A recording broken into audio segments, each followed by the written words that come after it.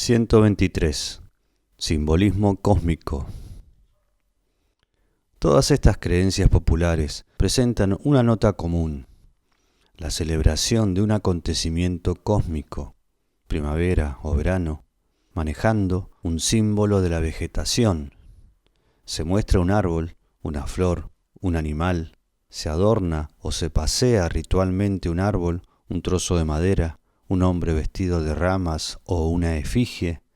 A veces tienen lugar luchas, competiciones, escenas dramáticas relacionadas con una muerte o una resurrección.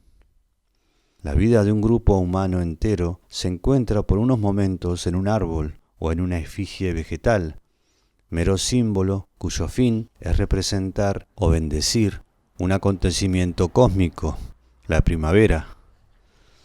Todo ocurre como si la colectividad humana fuera incapaz de manifestar su alegría y de colaborar en la instauración de la primavera en un plano objetivamente más amplio, que abarcase la naturaleza entera. Tanto su alegría como el hecho de cooperar a la victoria definitiva de la vida vegetal se limitan a un microcosmos, una rama, un árbol, una efigie, un personaje disfrazado. Un solo objeto o símbolo indica la presencia de la naturaleza. No se trata pues de un sentimiento panteísta, de simpatía y de adoración dirigida a la naturaleza, sino un sentimiento provocado por la presencia del símbolo, rama, árbol, etc., y estimulado por la realización del rito, procesiones, luchas, competiciones, etc. Este ceremonial está fundado en una intuición global de la sacralidad biocósmica que se manifiesta en todos los niveles de la vida, crece, se agota y se regenera periódicamente. Las personificaciones de esa sacralidad biocósmica son polimorfas y casi diríamos que provisionales. De cuando en cuando aparece un genio de la vegetación, de creación mítica, que vive, se difunde y luego desaparece. Lo que queda, lo primario y permanente, es el poder de la vegetación, sentido y controlado con la misma eficacia en una rama que en una efigie o en una personificación mítica.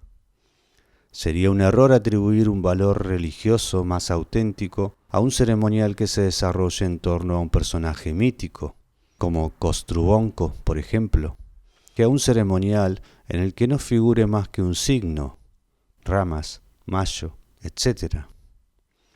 Esas diferencias se deben a la diversa capacidad mítica de los distintos grupos humanos o simplemente a la historia. No tienen nunca demasiada importancia. En todas partes encontramos la misma intuición fundamental y la misma tendencia a celebrar el acontecimiento cósmico en un microcosmos, a celebrarlo simbólicamente.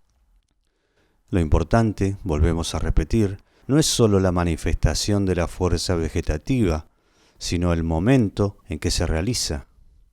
Es un acontecimiento que no tiene solo lugar en el espacio, sino además en el tiempo. Se inicia una nueva etapa, es decir, se repite el acto inicial, mítico, de la regeneración.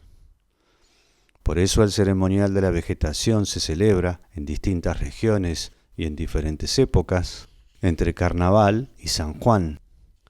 No es la aparición real de la primavera la que ha creado el ritual de la vegetación. No se trata de lo que se ha llamado una religión naturalista, sino de un cuadro ceremonial que, según las circunstancias, se ha ido adaptando a distintas fechas del calendario, pero el cuadro mismo ha conservado en todas partes su estructura inicial. Es una reactualización del acto primordial de la regeneración. Hemos visto además que se quema el mayo del año anterior cuando llega el nuevo árbol, que se queman también las efigies del carnaval, del invierno, de la muerte, de la vegetación, y que muchas veces sus cenizas son muy buscadas por las virtudes germinativas y apotropaicas que encierran.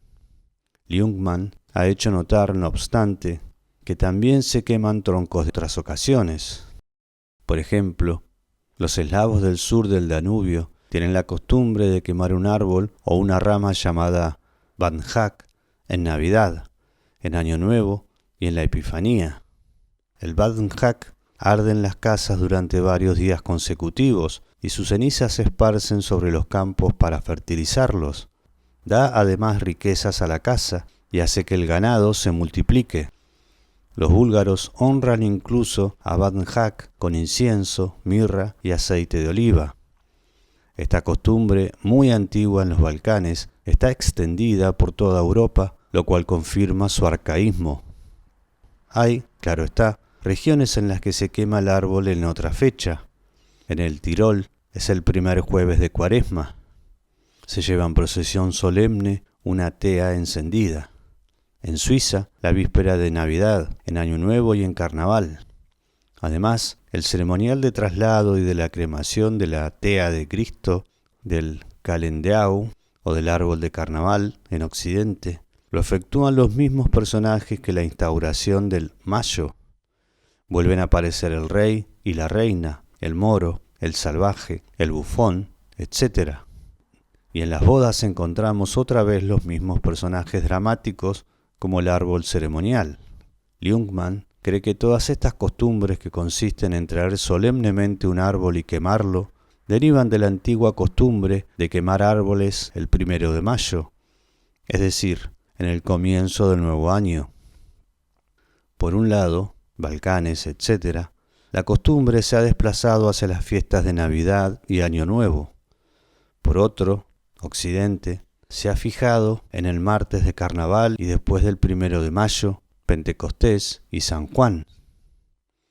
Lo que importa señalar aquí es la significación cósmico-temporal que tenía y que conserva, aunque en forma atenuada, esa costumbre de quemar árboles.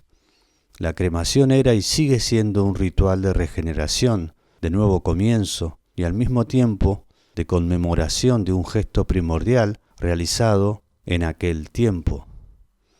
En este ceremonial, el valor mágico vegetal pasa a un segundo plano.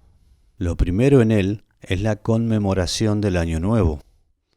Podemos concluir, pues, que en este conjunto ritual, la concepción teórica, metafísica, antecede a la experiencia concreta de la venida de la primavera.